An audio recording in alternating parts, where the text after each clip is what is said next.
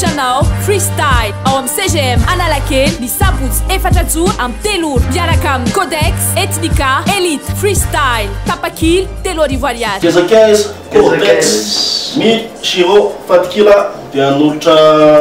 ty zavatra kely ty vata sarobidy hitatsara io izy io zavatra memepony io zany dia pikely miala. Izy io zany mirakitra ny fitambaran'hira natao Codex tamin'ny 12 hatramin'ny 15 sy 4 arivo dia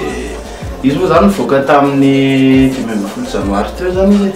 dia ao anatiny moa zany misy hira maromaro miaraka misy featuring bobabobaka zany misy ao Monsieur Tanguy ao zany Elzo Sam Groovy Nikalsa mbola eny mbola aloha nareo mihitsy maheno anazy dia zay ngamba tena mety. Mariana kely hoe ty vata sarobidy ty a mamepony voka jerevanao eo amin'ny site officiel ny M3 fotsiny amin'ny Facebook a dia ao misy a télécharger mahay mepony zany.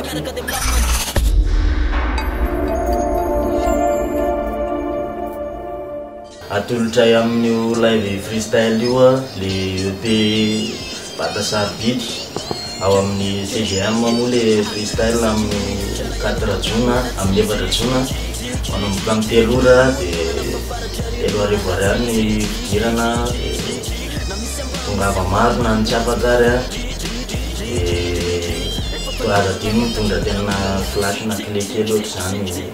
tonga dia okazanana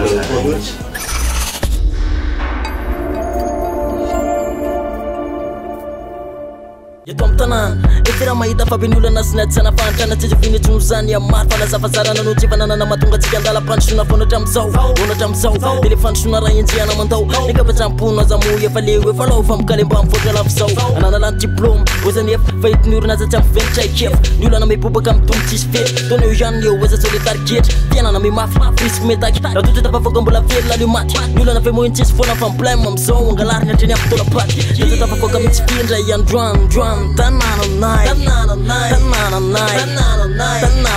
totra tafavoaka mitsy findra iandroandroan tanananay misakino tafavoaka mbola andara-pandrosoniany tako andara-pandrosoniany tako andara-pandrosoniany tako andara-pandrosony misakino tafavoaka mbola andara-pandrosoniany tako andara-pandrosoniany tako andara-pandrosoniany tako andara-pandrosony misakino tafavoaka mbola andara-pandrosoniany tako andara-pandrosoniany tako. M3 manolotranao freestyle ao amin'ny CGM Analakely ny sabotsy 4 joro amin'ny 3 ora miaraka amin'ny Codex Ethnica Elite freestyle tapakily 3 arivo ariary.